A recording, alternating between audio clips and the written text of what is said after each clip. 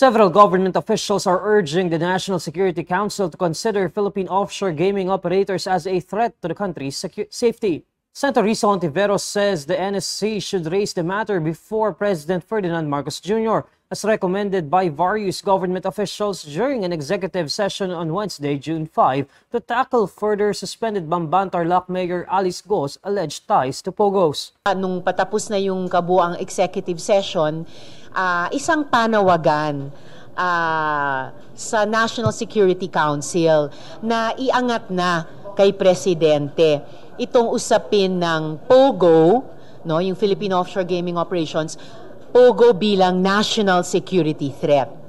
Senator Hontiveros says she supports the call and emphasizes that the President can decide on the fate of Pogos even if a Senate panel on the Women's Committee reports on the matter remains pending. Habang hindi pa yan na-actionan, ang executive naman ay pwede ding umaksyon. Kung si Presidente mismo ay magsabi na paalisin na natin ang Pogo sa Pilipinas sa loob ng kung ilang buwan, pwede nang magsimulang mangyari yun eh.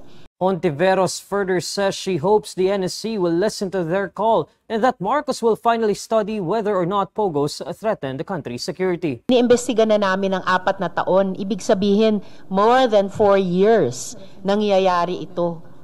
More than 4 years sinasagawa yung mga krimeng ito. More than 4 years. Ano pa bang hinihintay natin? Gusto pa ba natin na magpatuloy ito?